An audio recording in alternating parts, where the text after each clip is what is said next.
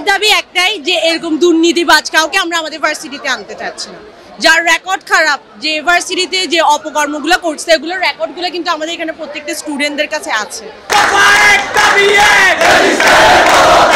ওনার প্রতি অভিযোগটা তো এখন ওটা দিতে গেলে লিস্ট দিতে হবে। আমরা বলবো যে আমাদের ভাইদের কাছে লিস্ট আছে, ওগুলো যাতে সংগ্রহ করে দেখানো হয় স্ক্রিনে লিস্টটা, কারণ ওটা অনেক বড়। দুর্নীতি করলে তো সেই আর অল্প।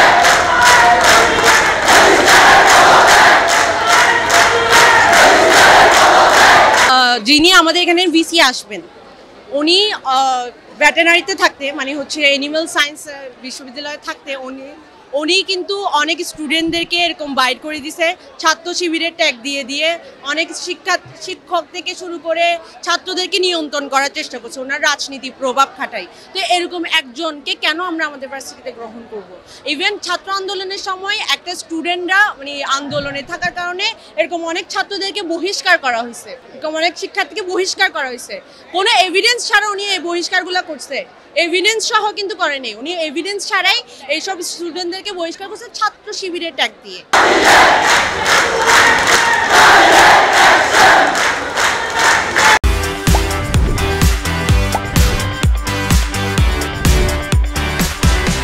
আমাদের বিশ্ববিদ্যালয়ে নতুন একজন বিতর্কিত একটা বিসি নিয়োগ দেওয়া হয়েছে। তো আমরা বিতর্কিত বিসির নিয়োগ বাতিল এবং আমাদের বিশ্ববিদ্যালয়ের যিনি বর্তমান রেজিস্ট্রার আছে, বিতর্কিত রেজিস্ট্রার, ওনার হাতে পুরো ভার্সিটির শিক্ষক, ছাত্র ছাত্রী, কর্মকর্তা কর্মচারী সবাই ওনার হাতে জিম্মি। আমরা অতি সত্ত্বে ওনার পদত্যাগ চাই আমরা। তারপরে আমরা পুরা বিশ্ববিদ্যালয় মিলে আমরা কিছু দাবি সিলেক্ট করেছি, আমরা দাবিগুলো এখন আপনাদের সামনে উপস্থাপন করব। আমাদের প্রধান এক নম্বর দাবি হচ্ছে নতুন বিসির পদত্যাগ। আর দুই নাম্বার দাবি হচ্ছে যে আমাদের বিশ্ববিদ্যালয়ের যে বর্তমান ভারপ্রাপ্ত রেজিস্ট্রার আছে, উনি কিন্তু স্থায়ী রেজিস্ট্রার না, উনি ভারপ্রাপ্ত রেজিস্ট্রার। উনি রেজিস্ট্রার দিলীপ কুমার স্যারের আমরা যত দ্রুত সম্ভব আমরা পদত্যাগ চাই।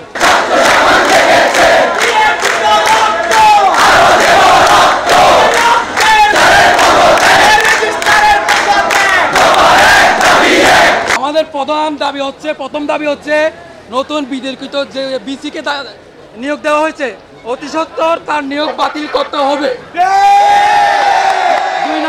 দুই নম্বর দাবি হচ্ছে বিশ্ববিদ্যালয়ের বিতর্কিত যিনি রেজিস্ট্রার আছে দিলীপ কুমার বড়ুয়া স্যার, ওনার দ্রুত সম্ভব ওনার পদত্যাগ আমরা দাবি করছি। তারপরে আরেকটা দাবি হচ্ছে ডিপার্টমেন্ট ভিত্তিক সকল ডিপার্টমেন্টের যত সব দাবি আছে সব দাবি অতি শীঘ্রই দাবি মেনে নিয়ে বাস্তবায়ন করতে হবে।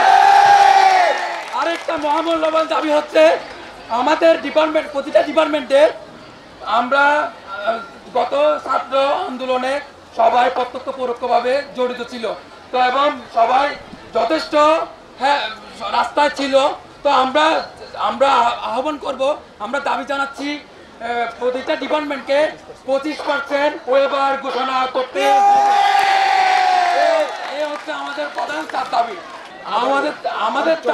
আমাদের দাবি যদি মেনে নেওয়া না হয় তাহলে আমাদের আন্দোলন চলমান থাকবে। চূড়ান্ত ঘোষণা না হওয়া পর্যন্ত আমাদের ক্লাস, পরীক্ষা, সব ধরনের অফিসিয়াল কার্যক্রম অনির্দিষ্ট সময়ের জন্য বন্ধ থাকবে।